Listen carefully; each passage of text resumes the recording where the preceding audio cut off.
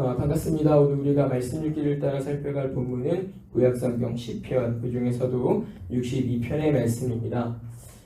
시편은 구분해서 보자면 이제 5권으로도 이제 구분해서 볼 수가 있고, 또 장르를 구분해서 보자면 대략 한 10가지 정도의 장르로 구분해서 볼 수 있는데, 오늘 우리가 함께 읽어간 이 시편 62편은 각 권으로 분류해서 봤을 때 2권에 해당되는 시편이고, 또 장르로 구분해서 봤을 때 신뢰시라고 하는 이름으로 구분해서 볼 수 있는 시편입니다.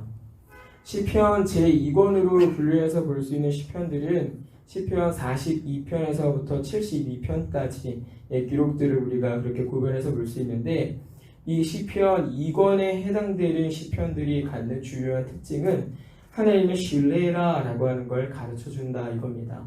특별히 어떤 내용으로 가르쳐주자면 너의 마음을 낮추고 하나님을 신뢰해라 라고 하는 겁니다. 특별히 고난 가운데 있는 상황에서 하나님 앞에 마음을 가라앉히고 그 하나님을 신뢰하도록 하고 있는 시편들이 바로 42편에서부터 72편까지 해당되는 시편들의 중요한 특징이다 라고 하는 거죠. 또 신뢰시라라고 하는 것은 말 그대로 하나님의 신뢰할 것을 가르쳐주는 시편입니다. 특별히 거기에는 고난 가운데 있는 이 시편의 기자가 어떻게 하나님을 신뢰하고 있는지, 그러니까 어떻게 그 하나님의 은혜를 붙잡으면서 살아가고 있는지, 그 고난을 잘 견뎌내고 있는지를 잘 가르쳐주고 있는데, 이 신뢰시들의 중요한 특징으로는 하나님에 대한 확고한 신뢰를 가져라라고 하는 건데, 구체적으로 그것들을 어떻게 가질 수 있느냐라고 하는 것들을 잘 가르쳐준다라고 하는 걸 우리가 확인할 수 있습니다. 이 시편 62편은 이 2권에 해당되기도 할 뿐만 아니라 신뢰시에 해당되고 있는 상황에서 우리에게 보다 명확하게 하나님을 우리가 어떻게 신뢰할 것이냐, 그러니까 우리가 어떻게 마음을 낮추고 고난 가운데 하나님을 확고하게 붙잡을 수 있느냐라고 하는 것들을 잘 가르쳐주는 시편이 되는 겁니다. 그래서 오늘 우리는 함께 읽은 이 본문을 중심으로 해서 우리가 어떻게 이 마음을 하나님 앞에서 낮추고 또 그 하나님을 신뢰할 수 있는지, 그러니까 다양한 형편과 또 쉽게 변하는 상황들 속에서 우리 자신을 어떻게 그렇게 하나님 앞에 견고하게 세워갈 수 있는지, 하나님을 변함없이 신뢰하며 살아갈 수 있는지를 함께 생각을 해보고자 합니다. 함께 읽은 본문은 다윗의 시입니다. 다윗의 시. 본 시편은 다윗이 생활하던 중에 만나게 되는 큰 어려움으로부터 이 내용이 시작되고 있습니다. 구체적으로 이 내용이 어떤 사건을 배경으로 이제 기록이 되었는지는 가르쳐주고 있지 않지만, 분명한 건 다윗이 참으로 큰 어려움을 만났을 때 이 시편을 고백하고 있다라고 하는 걸 우리가 확인할 수가 있습니다. 이 시편이 어떻게 시작되고 있는가라고 하면 보니까 다윗은 먼저 자신뿐만 아니라 다른 사람들도, 그러니까 이 시편을 읽어갈 다른 사람들도, 이 말씀을 들을 다른 사람들도 다른 게 아니라 하나님을 바라보도록 그렇게 격려하는 것으로 시작합니다. 나의 영혼아 잠잠히 하나님만 바라라. 그랬을 때 그건 다윗 자신에게만 하는 말이 아니고 너희도 하나님 앞에서 잠잠히 그리고 하나님을 바라라 라고 하는 것으로 이제 시작을 하는 거죠. 앞서서도 잠깐 말씀드렸습니다만 구체적으로 어떤 상황에서 다윗이 이렇게 고백하고 있는지 우리는 알 수 없지만, 다만 그 어려움이 어느 정도였는지는 우리가 추측해서 생각해 볼 수가 있는데, 그 내용은 3절 하반부에서부터 4절에 있는 내용으로 우리가 확인할 수가 있습니다. 제가 잠깐 읽어드리면, 너희가 일제히 공격하기를 언제까지 하려느냐, 그들이 그를 그의 높은 자리에서 떨어뜨리기만 꾀하고 거짓을 즐겨하니 입으로는 축복이요 속으로는 저주로다. 이렇게 말씀을 하면서 당시 다윗이 당한 어려움이 얼마나 컸는가라고 하는 것들을 우리가 추측해 볼 수가 있는데, 먼저는 한두 사람만 다윗을 괴롭힌 게 아니라 다윗 자신이 스스로가 감당할 수 없는 엄청난 큰 무리가, 엄청난 세력이 이 다윗을 굉장히 어렵게 하고 있다라고 하는 걸 우리가 확인할 수 있는 겁니다. 너희가 일제히 공격하기를. 여기서 말하는 너희의 규모가 어느 정도인지는 알 수 없지만 대체적으로 일제히 공격한다라고 할 때는 아마도 그들이 가진 모든 것을 쏟아부었을 때라라고 생각을 해봤을 때 이 규모는 어마어마했을 것으로, 그러니까 다윗이 어려움을 당하는 그 상황은 굉장히 어려웠을 것으로 우리가 확인해 볼 수 있는 겁니다. 뿐만 아니라 이 일들이 단 한 번만 일어난 게 아니라 지속적으로 나타나고 있다는 걸 확인할 수가 있는데 이렇게 고백하죠. 그의 높은 자리에서 떨어뜨리기만 꾀하고 거짓을 즐겨하니. 이 일들은 한 번만 했다는 게 아닙니다. 늘 고민한다는 거죠. 무엇을 하기 위해서? 높은 자리에서 떨어뜨리게 하기 위해서 항상 고민하고 있더라라고 하는 겁니다. 뿐만 아니라 거짓을 즐겨야 한다. 한두 번 한 걸 가지고 우리가 즐겨야 한다라고 말하지 않습니다. 꾸준히 여러 번 반복해서 했을 때 우리가 그것들을 즐겨야 한다라고 할 수 있는 것이죠. 예를 들어서 볼링을 좋아하는 사람이 있으면 일주일을 다 볼링을 친다든가 이랬을 때 우리가 참 즐겨하는군요. 이렇게 말을 할 수 있는 겁니다. 그냥 1년에 한두 번 정도 하는 걸 가지고 우리가 그걸 두고 즐겨야 한다라고 말하지 않는 겁니다. 요리를 해도 마찬가지죠. 하루에 한 번 이상 요리를 하면 당신은 참 요리를 즐겨 하는군요. 그러니까 어떤 주부나 식사를 준비해야 되는 사람들이 아니라 그냥 취미로 요리를 배우고 또 요리를 하는 걸 좋아하는 사람이 그것들을 하루에 한 번 이상 꾸준하게 했을 때 우리가 당신은 참 요리를 즐겨하는 사람입니다 라고 말을 했던 것처럼 이 일들을 아주 지속적이고 또 반복적으로 꾸준하게 이 다윗에게 행하고 있다라고 하는 걸 우리가 확인해 볼 수 있는 겁니다. 그래서 다윗이 참 어려운 순간들을 넘어가고 있구나라고 하는 걸 확인할 수 있습니다. 이 일들은 다윗 스스로가 감당할 수 있을 만한 일은 아니었던 것으로 보입니다. 그렇기 때문에 다윗이 하나님을 찾고 있는 것이죠. 우리가 여기서 주목해서 볼 것은 그럼에도 불구하고 하나님을 찾고 있는 이 다윗의 모습이라 이겁니다. 그러니까 다시 말하면 그러니까 다윗 자신이 스스로가 감당할 수 없는 어떤 문제에 직면하게 되었을 때 다윗은 곧장 하나님께로 나아갔다라고 하는 겁니다. 이 태도는 사실은 우리가 굉장히 눈여겨서 봐야 하는 태도입니다. 왜냐하면 우리가 이렇게 해야 된다는 걸 알면서도 막상 이 상황이 되면 이게 잘 됩니까? 안 됩니까? 안 돼요. 안 돼. 당장이라도 시험 들었다라고 해가지고 예배 생활 먼저 흐트러지기 시작하고 관계가 흩어지기 시작하고 하나님 찾는 일들이 더디져지기 시작하고 그런단 말입니다. 그런데 다윗은요, 이 일들을 만나게 되었을 때 그 마음이 굉장히 어렵고 힘들겠지만 그래도 그 하나님을 찾고 있다라고 하는 겁니다. 여기서 우리가 좀 더 주목해서 볼 것은 다윗이 하나님을 찾으면서 고하는 내용입니다. 나의 영혼아 잠잠히 하나님만 바라라. 지금 무슨 말을 하는 겁니까? 하나님, 지금 내가 이런 그 심한 어려운 상황 가운데 있는데 이 상황을 좀 반전시켜 주십시오. 내가 당하고 있는 어려움이 이렇게 있는데 내 상황이 지금 이러한데 이것들을 좀 바꿔주십시오 라고 하는 게 아니라 상황은 그대로지만 하나님, 나의 영혼이 하나님만 바라기를 원합니다 라고 하는 이 자세로 하나님을 찾고 있다라고 하는 겁니다. 이 자세는 참으로 우리가 배워야 하는 태도입니다. 우리가 어떤 일들을 경험하게 되려면 우리가 이런 어려움들에 직면하게 되었을 때 우리 역시도 기도를 어떻게 하냐면 하나님 너무 어렵습니다. 좀 바꿔주십시오. 이 어려움 좀 바꿔주십시오. 이 상황 좀 반전시켜 주십시오. 이 상황에서 나를 좀 건져주십시오 라고 해서 상황이 달라지기를 하나님 앞에 간구한단 말입니다. 어려움에 직면하면 그 어려움을 피하고 싶은 마음이 먼저 들기 때문에 하나님 앞에서 기도하고 간구하기를 하나님 제발 이 어려움 좀 피해가게 해주세요. 이 상황 좀 바꿔주세요 라고 하는 기도를 하는데 다윗은 그렇게 하는 게 아니라 그 상황 속에서 내가 하나님만 보게 해주세요 라고 하는 기도를 하고 있다 이겁니다. 나의 영혼아 하나님만 바라보자. 이 자세로 자기의 마음을 다독이고서 이렇게 하나님을 대면하고 있다라고 하는 겁니다. 이 일들이 정말 우리에게 도전이 되고 중요한 내용이 되는 것은 우리가 하나님을 어려운 상황 가운데 하나님을 바라보지 않고 상황의 반전만을 기대하게 되면 우리는 무기력하게 있을 수밖에 없기 때문에 그렇습니다. 그리고 상황이 반전되기만을 기다리다 보니까 내 마음이 점차 하나님을 떠나 있는 걸 눈치채지도 못하고 마냥 서서 가만히 있어서 그 상황만 바뀌기를 쳐다보고 있는 겁니다. 시간이 오래 지나도 바뀌는 거 하나 없습니다. 상황이 안 바뀌면 바뀌는 게 아무것도 없어요. 그냥 허송세월이라 라고 할 만큼 그 시간들은 그냥 그렇게 지나가고 있을 겁니다. 여러분 어떤 변화들이 필요하거나 어떤 것들이 바뀌어야 된다고 하면 그걸 가만히 쳐다보고 있으면 되는 게 아닙니다. 저게 바뀌든 내가 바뀌든 둘 중에 하나가 바뀌어야 바뀌는 거죠. 저게 안 바뀌면 내가 바뀌면 되는 거고 저게 바뀌면 기다리면 되는 겁니다.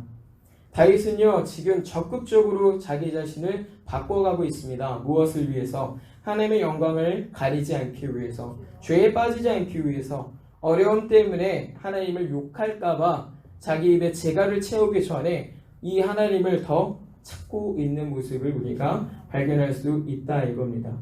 그래서 다윗은 이 어려움 순간 속에서도 자기의 신앙이 멈춰 있지 않다라고 하는 걸 가르쳐주고 있어요. 어디를 향해 달려가고 있습니까? 주님을 향해서. 하나님을 향해서 더욱 달려가고 있는 이 다윗의 신앙이란 말입니다. 이 태도는 오늘날 우리 교회가 반드시 잘 배워야 하는 태도입니다. 우리가 편하고 우리가 좋을 때만 하나님을 향해서 달려갈 게 아니라 어려울수록 더 부지런히 하나님을 향해서 달려가야 된다라고 하는 걸 다윗 스스로가 잘 보여주고 있기 때문이죠. 우리가 어떤 상황이 바뀌어지기를 기대하지만 그렇지 않을 때가 사실은 더 많은 겁니다. 그럴 때 우리가 어떻게 해야 되느냐라고 했을 때 다윗은 하나님을 바라보자 라고 하는 겁니다. 고난 중에 있는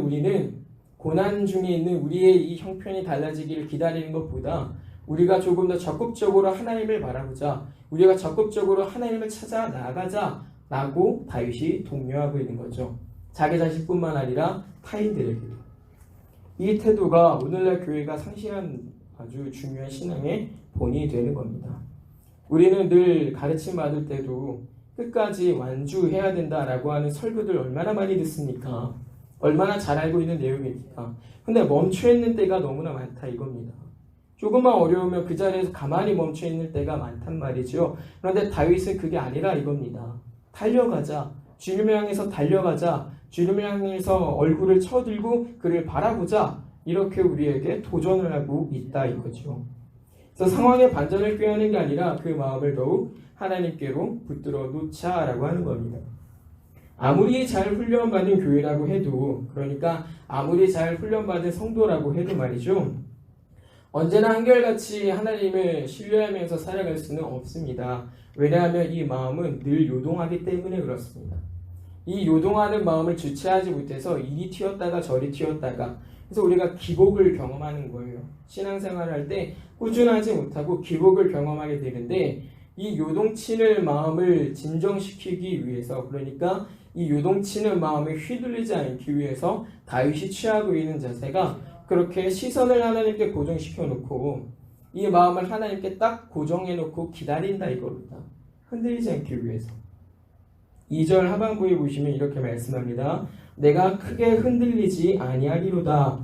이렇게 표현하고 있는데요. 우리가 오해하면 안 되는 건 이건 내가 절대적으로 흔들리지 않는다라고 표현하는 게 아니라는 점입니다. 이 내용은요. 내가 흔들리긴 흔들린다. 그러나 나는 크게 요동하지 않는다라고 하는 걸 고백하는 거예요. 왜 그러냐? 내 마음이 흔들려서 잠깐 어려움을 경험하지만 나는 이 마음을 하나님께로 고정시켜 놨기 때문에 곧 잃어버린 균형을 다시 찾을 수 있다 이겁니다. 여러분 어떤 볼대에 이렇게 아주 고정이 단단하게 되어 있는 상태에서 뭔가를 이렇게 뉘었다가 세웠다가 해본다고 해보세요. 오뚜기 같은 거. 그게 다시 밀면 끝까지 넘어가는 것 같아도 어떻게 됩니까? 다시 올라와요. 자기 원래 자리로 돌아옵니다. 자기의 중심이 있는 자리로 돌아오게 되어 있어요. 누워서서 더 못 일어날 것 같지만 어느 순간 똑같은 자리로 휘청하다가도 자기가 있던 그 자리로 돌아오는 겁니다. 다윗은 그걸 말하고 있는 거예요. 내가 이렇게도 그리고 저렇게도 흔들리고 요동할 수 있지만 그러나 내 마음은 하나님께 고정되어 있기 때문에 나는 그 잃어버린 균형을 찾을 수 있다라고 하는 겁니다. 그래서 우리가 이런 말씀을 보면서 우리 자신을 과신하면 안 되는구나 라고 하는 걸 교훈 받습니다.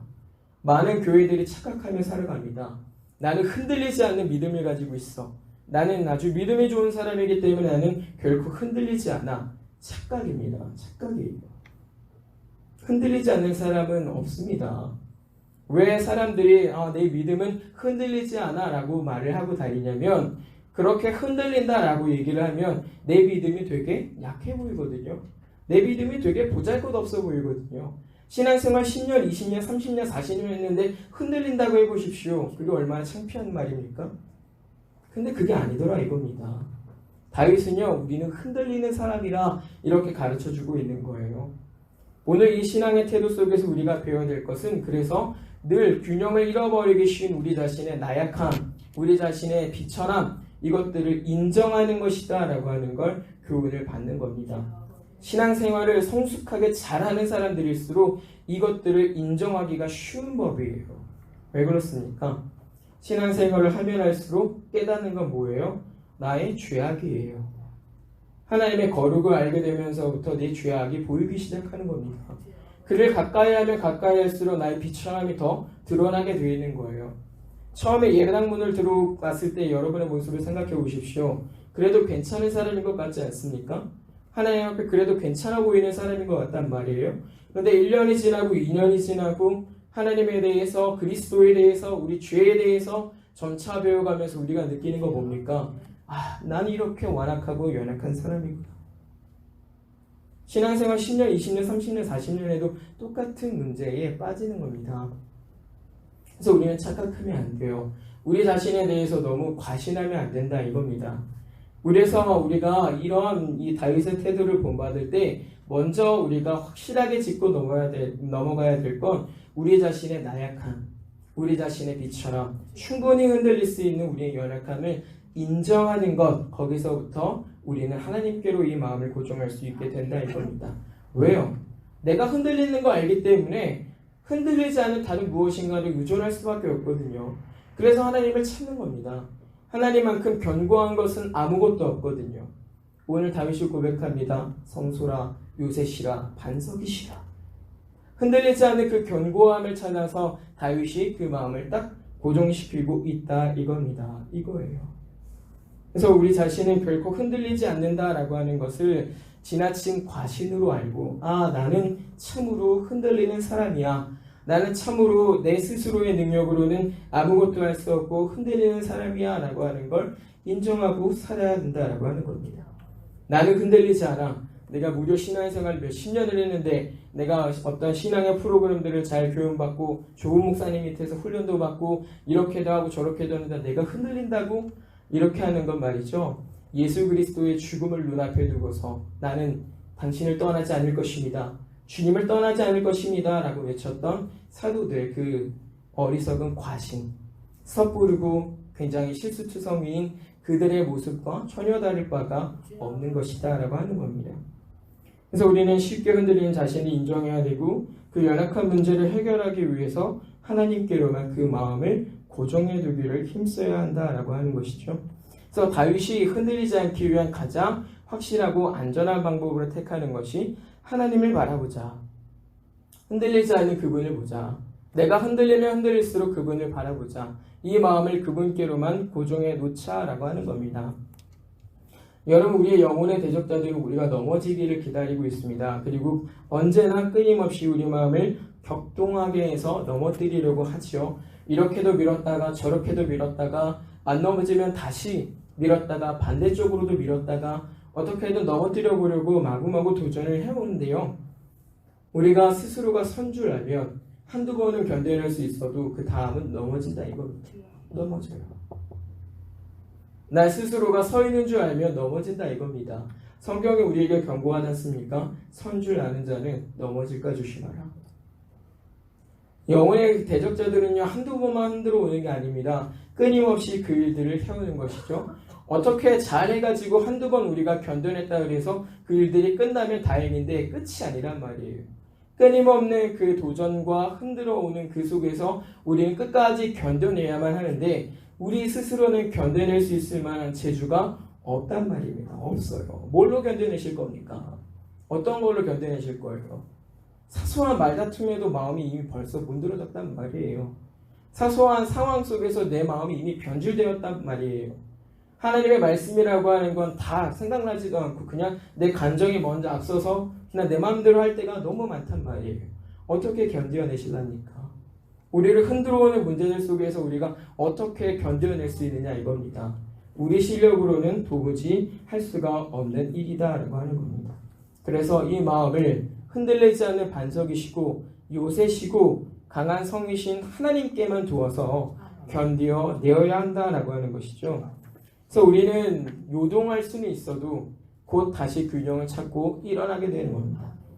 우리가 넘어지려고 할 때 고정되어 있는 그 마음은 하나님께서 가장 잘 알고 계시지요. 넘어지지 않게 우리를 더 꽉 붙들어 주시고 우리가 넘어지려고 할 때 분명히 세워주시는 것입니다.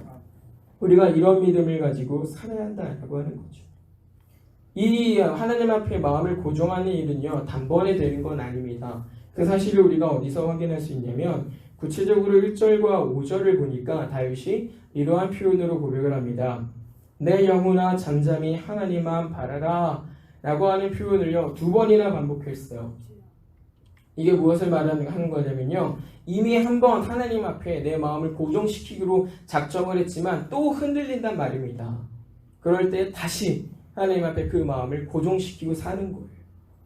난 이제부터 하나님 앞에 내 마음을 고정하고 살 겁니다. 그럼 난 넘어지지 않을 수 있습니다 라고 했지만 또 넘어진다니까요. 그럴 때마다 하나님 앞에 내 마음을 또 고정시키고 또 고정시키면서 요동하는 우리의 삶을 하나님 앞에 끊임없이 맡기고 산다 이겁니다. 하루에도 수십 번 우리는 하나님 앞에 우리의 마음을 맡겨야 합니다. 얼마나 우리를 요동하게 하는 일들이 많습니까? 얼마나 작은 말들이 우리의 마음을 크게 뒤집어 놓습니까? 얼마나 보잘것없는 상황이 우리를 비참하게 만듭니까? 하나님이 원하지 않는 모습을 우리를 이끌어가고 있습니까? 하루에도 몇십 번이나 우리가 경험할 수 있는 일이란 말이에요. 그렇기 때문에 단 한 번만 내가 하나님 앞에 이 마음을 고정했다라고 그래서 과신할 것도 아니고 끊임없이 매 순간순간마다 특별히 내가 넘어지지 않을 이때, 내가 요동하지 않고 있는 가장 평안한 이때에 그것들을 단단하게 고정시켜가는 작업을 우리가 해내야만 한다라고 하는 겁니다. 그럼 여기서 우리가 질문해 볼 수 있는 게, 그럼 어떻게 우리가 하나님을 바라볼 것이며 우리가 어떻게 그 마음을 고정하고 살아갈 것이냐라고 하는 문제가 많습니다. 오늘 말씀을 보니까 구체적으로 다윗이 이제 이런 말씀을 통해서 우리에게 가르쳐 주는데요. 첫 번째가 하나님 안에 있는 소망을 발견해라 라고 하는 겁니다. 5절 하반부에 보니까 이런 말씀으로 이렇게 고백합니다. 나의 소망이 그로부터 나오는도다. 이렇게 말씀하고 있는데요. 이 소망이 대체 무엇이냐라고 했을 때 단지 내가 죽고 난 다음에 누릴 영생, 하나님 나라에서의 그 생활, 이것만을 말하는 게 아니고요. 지금 당장 어려운 나의 상황이고 어려움이지만 내가 하나님 앞에 이렇게 애를 써서 마음을 고정하려고 할 때 하나님은 그것들을 분명히 헛되게 하지 않으신다라고 하는 기대입니다. 그리고 하나님께서는 그렇게 흔들리는 나를 곧 평안하게 해주시리라 라고 하는 기대고요. 또 그 스스로, 내 스스로가 균형을 잃어버리려고 할 때 하나님께서는 반드시 나를 붙들어 주시리라 라고 하는 기대입니다.